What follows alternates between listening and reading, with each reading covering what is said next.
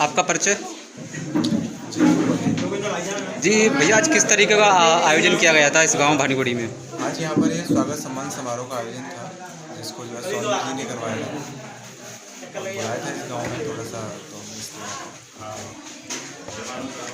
युवाओं को लेकर और आगे किस तरह से काम किया जाएगा देश हित के लिए, किस तरह की बातों को रखा गया?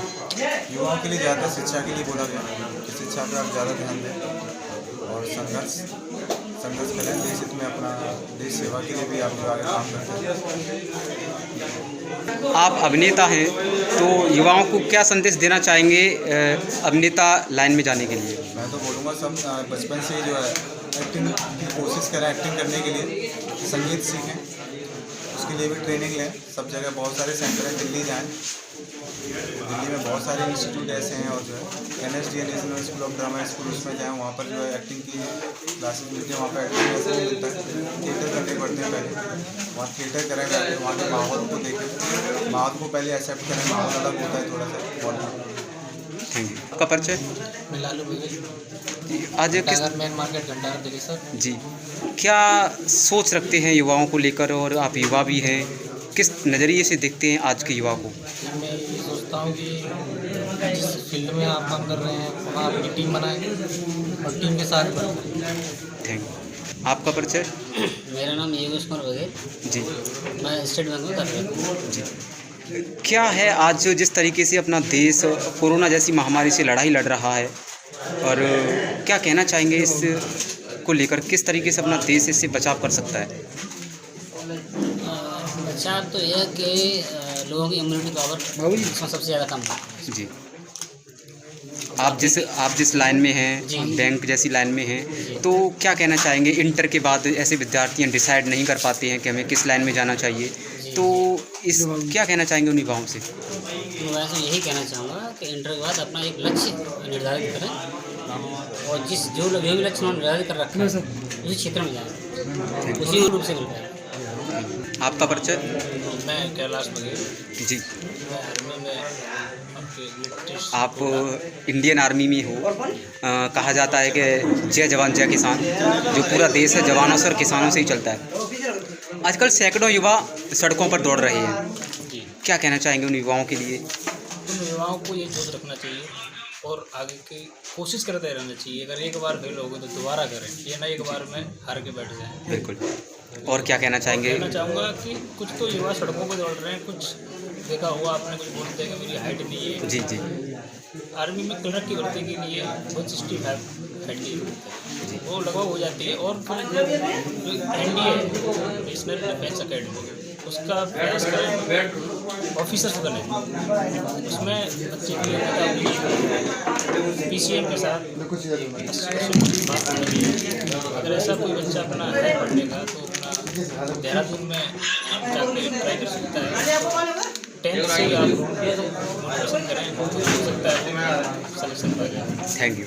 आपका परिचय? क्या कहना चाहेंगे आज के स्तर को देखते हुए? आज के स्तर को देखते हुए मैं यही बोलूँगा कि हमारा युवा शिक्षा के स्तर में बहुत ही पिछड़ा हुआ है। राजनीति में क्या कहना चाहेंगे? राजनीति का तो मैं अभी कुछ नहीं बोल पाऊँगा, क्योंकि युवा को राजनीति से अच्छा राजनीति अभी नहीं करनी चाहिए, क्योंकि जो शिक्षा है ना, शिक्षा को डेवलपमेंट करनी चाहिए। जी, थैंक यू। आपका परिचय? जी सर, मैं विकास बघेल। युवाओं को किस नज़रिए से देखते हैं आप? मैं युवाओं को देखता हूँ कि युवा आगे बढ़े, ज़्यादा से ज़्यादा सरकारी नौकरियाँ में आगे बढ़े, प्राइवेट नौकरियों में आगे बढ़े। सरकारी नहीं मिलती है तो मतलब कुछ ना कुछ करना चाहिए। ऐसे फालतू के आजकल क्या है कि युवा जो है पार्टियाँ, ये एल्कोहलिक चक्कर में ज़्यादा पड़े हुए हैं, नशे के चक्कर में ज़्यादा पड़े हुए हैं, तो इनसे दूर रहे। और आर्मी में डॉक्टर, इंजीनियर, एडवोकेट बहुत सारी जॉब होती हैं, इनमें अप्लाई करें, आगे बढ़ें, राजनीतिक में आए, समाज को आगे बढ़ाएं, यही मैं बोलना चाहूँगा। आप अध्यापक हैं और हमने अभी देखा आपने शिक्षा को बहुत अच्छी तरीके से समझाया भी, युवाओं को किस तरीके से शिक्षा में आगे बढ़ना चाहिए, क्या समस्या रहती है युवाओं के आगे कि वो अपना भविष्य को तय नहीं कर पाते हैं, इंटर के बाद में क्या करना चाहिए। तो मैं चाहूँगा आप युवाओं को हमारे चैनल के माध्यम से थोड़ा जानकारी दें। जो सबसे बड़ी समस्या है कि 4 तरह चलता है। जब फलाने का लड़का डॉक्टर बनना चाह रहा है या इंजीनियर बनना है, हमारा भी लड़का बन जाए। हर किसी की एक व्यक्तिगत कला होती है, वो अपने आप को पहचाने, जिसमें उसका इंटरेस्ट हो उसको पढ़ना चाहिए। और जो आज का क्षेत्र है वो है कंपटीशन का दौर है, भीड़ चाल में न भाग के जिसमें इंटरेस्ट है और रिजल्ट आना चाहिए। ये नहीं कि हमने इंटर पढ़ ली 80% आगे 90%, यदि आप कंपटीशन नहीं निकाल पाएंगे तो शिक्षा का कोई मतलब नहीं। जो जितना पढ़े उसका रिजल्ट आना चाहिए। क्या लगता है कि राजनीति में युवाओं को आना चाहिए? जी बिल्कुल आना चाहिए। राजनीति जैसा कि आप सबको पता है हमारे 4 स्तंभ बताए गए हैं जिससे देश का विकास हो सकता है। उसमें से एक राजनीति है जिससे हमारे कानून भी बनता है या कोई भी बनता है वो राजनीति के लिए है। संसद को चलाने के लिए या सरकार को चलाने के लिए नेता की जरूरत है। Thank you. आपका परिचय? सुमित दीक्षित नाम है हमारा। क्या कहना चाहेंगे आज के युवाओं को देखते हुए जिस स्तर से देश का युवा आगे निकल कर आ रहा है, राजनीति में युवाओं को आना चाहिए या नहीं आना चाहिए? देखिए, युवाओं का जब पदार्पण अपने समाज में, राजनीति में और व्यापारिक किसी भी परिवेश में होता है तो निश्चित नए आयाम प्रेषित होते हैं। और जैसा कि आप देख पा रहे हैं केंद्रीय मंत्रिमंडल में एक औसत उम्र का आयु निकाला जाए तो युवाओं को नई जिम्मेदारियां दी गई हैं और युवाओं को प्रोत्साहित किया जा रहा है, क्योंकि नई नीतियों को हम लोगों के बीच में हम ही में से कोई एक व्यक्ति होगा और वो हमारे बीच में नीतियों को परिलक्षित करवाएगा। तो यह समाज के लिए, युवाओं के लिए, देश के लिए, पूरे राष्ट्र के लिए एक बहुत अच्छी उपलब्धि निकल के आई। आपका परिचय? विनोद कुमार धनगर, जलेसर खंडकारवा, राष्ट्रीय स्वयंसेवक संघ। जी, आज देश का युवा कहा जाता है कि देश का युवा देश का भविष्य। मैं बस यही जानना चाहूँगा कि युवाओं को लेकर आपकी क्या सोच है? युवाओं को लेकर सोच ये है कि जो आज का जो युवा है, अगर सामाजिक दृष्टि से देखेंगे तो हमारा जो भारतीय एक आध्यात्मिक देश है और यहाँ की जो प्राचीन संस्कृति है, यहाँ की जो सभ्यता है, उसको संजोते हुए आगे बढ़ना चाहता है। जैसा कि हमारे आज की भारत सरकार उस पर काम कर रही है, भारतीय संस्कृति, सभ्यता और उसको सामाजिक ताने बाने में लेते हुए, आर्थिक बोझ को ढोते हुए आगे जाने का प्रयास कर रही है।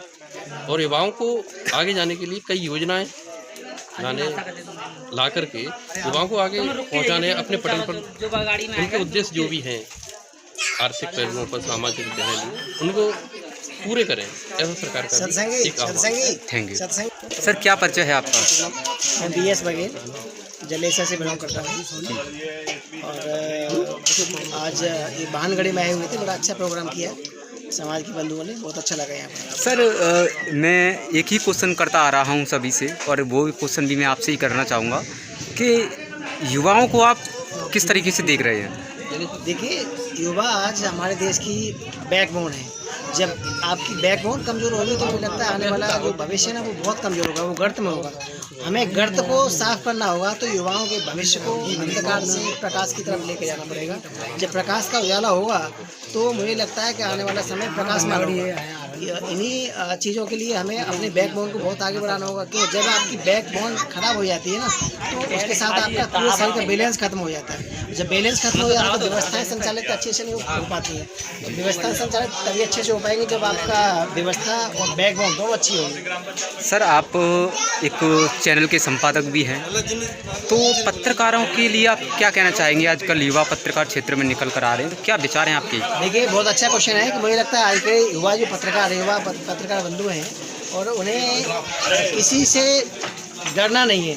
किसी की धमकी भी मिलती है, धमकी का आवाज़ बड़ी बुलंदी से देना है। जैसे आपने सुना होगा भी एक प्रेस क्लब का न्यूज़ था, मैं देख रहा था, उसने बड़ी बेवकूफ़ी से अपने शब्दों को रखा। तो आप चाहे पुलिस कमिश्नर हो या मुख्यमंत्री हो या प्रधानमंत्री हो, मैं इन्हीं की बात करूँगा, नीचे तबके की बात नहीं करना चाहूँगा। इन लोगों का आज स्पेशली स्पष्टीकरण आ चुका है कि आप हमारे जो देश का चौथा स्तंभ है उसको परेशान न करें और व्यवस्थाओं को संचालित करने में इनकी मदद करें। और इन्हीं पत्रकार के खिलाफ कोई भी व्यक्ति गलत तरीके से व्यवहार करता है तो तुरंत उसको जेल भेजने का कार्य करना चाहिए। आपका परिचय? गजेंद्र पाल सिंह जिला पंचायत 10 नंबर वार्ड जलेसर। जी, आज देश का युवा देश का भविष्य कहलाता है। आपको मैं यही क्वेश्चन सबसे करते आ रहा हूँ, आपसे भी मेरा यही क्वेश्चन है कि आप युवाओं को किस तरीके से देख रहे हैं? देखिए, आगे आने वाले भविष्य में यदि हमारे देश का युवा जागरूक होगा, जब जागरूक होगा निश्चित रूप से सफलता युवाओं के पक्ष में जाएगी। सरकार में भी युवाओं की भागीदारी है और बनवाने में भी भागीदारी रहती है। तो युवा तो सरकार और देश के कर्णधार हैं। जी, आप ऐसी जिला पंचायत जीत कर आए हैं। सोशल मीडिया के जरिए से हमें पता लगा कि आपको पहले हरा दिया गया, सर्टिफिकेट जीत का किसी और को दे दिया गया। उसके बाद में सोशल मीडिया के जरिए ये बात CM PM तक पहुंची तो आपको फिर दोबारा जीत का प्रमाण पत्र दिया गया। तो क्या देखते हैं आप इस ऐसा कैसे हो गया? ये पूरा प्रकरण कैसे घट गया? जी, पत्रकार महोदय, मैंने पहले भी कहा है, ये सब आपके जो स्टाफ के लोग हैं, पत्रकार बंधु, उनके पाले से ही गेंद जाती है, वहीं से सब कुछ हुआ है। मेरी खबर को मुख्यमंत्री महोदय तक, प्रदेश अध्यक्ष तक जो पहुंचाया है, वहां तक सरकार तक, तो उन्होंने आपकी बात को सुना और मेरे उस प्रकरण को समझा, तो वहां से पूरा सहयोग मिला सरकार से और मेरा क्लियर प्रमाण पत्र हारे हुए प्रत्याशी को दे दिया गया। ये सबसे बड़ा जीवन मुझे बड़ा दुख हुआ, इस बात से बहुत बड़ा झटका लगा था कि जब इतने वोटों से, जो 998 वोटों से मैं जीत रहा था, उसे 347-48 वोट से जिता दिया गया। अब आपके पास में जीत का सर्टिफिकेट है? जी बिल्कुल क्लियर है। हाई कोर्ट से भी उन्होंने पटिशन डाली थी, उसमें भी जीत गया, वहाँ से क्लियर कर दिया गया। और आगे वो सुप्रीम कोर्ट में जाए तो सुप्रीम कोर्ट के लिए चैलेंज है मेरा, कोई दिक्कत नहीं, मैं तो बिल्कुल तैयार हूँ। आपका परिचय? धर्मपाल सिंह वकील, संसार समय से जी, आप पत्रकार भी हैं और पत्रकारिता को समझते भी हैं और बोलने का समझने का आपके पास हुनर भी है और एक प्रवक्ता भी हैं। क्या कहना चाहेंगे आज की युवा पीढ़ी के बारे में? युवा पीढ़ी आज के समय में जो हमारे शिक्षा का जो सबसे आगे लेके चलेंगे वो आगे जीते। जी, पत्रकारिता कर रहे हैं आप, सबसे बड़ी समाज सेवा कही जाती है। किस नज़रिए से देखते हैं, कैसी समस्याओं का सामना करना पड़ता है, आप आज हमारे चैनल के माध्यम से बोल सकते हैं। पत्रकारिता एक संघर्ष की कड़ी होती है, जिसमें जितना संघर्ष करेंगे हम आगे, उतना ही समाज में आगे बढ़े। Thank you. दादा, क्या परिचय है आपका? मेरा नाम सुनाईलाल बघेल खरखड़ा। जी दादा, आज जिस तरीके से युवा पीढ़ी कहीं न कहीं बुजुर्गों की पदचिन्हों को भूलती जा रही है, कहीं न कहीं शिक्षा को भूलती जा रही है, बुजुर्गों से दूर जाती जा रही है, क्या वजह मानते हैं इसके पीछे आप?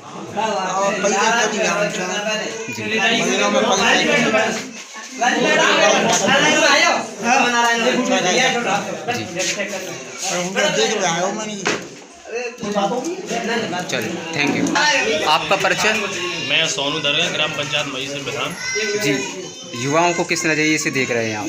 युवाओं को उत्प्रेरणा जागरूक हो रही है उनमें धीरे धीरे, जिस हिसाब से हम लोग उनको बढ़ा रहे हैं, आगे कदम से कदम मिलाते चल रहे हैं और उनको आगे भी ले जाया जा रहा है और जागरूक भी किए जा रहे हैं लोगों को, युवाओं को, जिससे उनके बातों को जज्बात पैदा किया जा रहा है कि आगे कुछ करने की तमन्ना रखें। आप युवा प्रधान हैं, युवाओं के बारे में सोचते हैं, इतनी छोटी सी उम्र में आपने इतनी बड़ी उपलब्धि हासिल की है, तो और भी अपने युवा साथियों से क्या कहना चाहेंगे कि शिक्षा के साथ साथ राजनीति भी जरूरी है?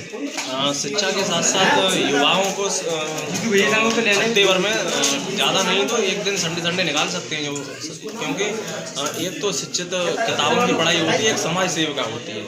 तो जब तक लोग युवा वर्ग जैसे बड़े बुजुर्ग भाईचारों में नहीं बोलेंगे तो वो समाज सेवा उनके अंदर नहीं आएगी। एक तो किताबी पढ़ाई से वो टीचर की वो अलग हो जाता है सिस्टम, और ये वाला अलग भाईचारा पैदा होता है। भाई बैठते हैं, पुरानी बातें आती हैं और उनमें एक भाईचारा पैदा होता है उनके। Thank you.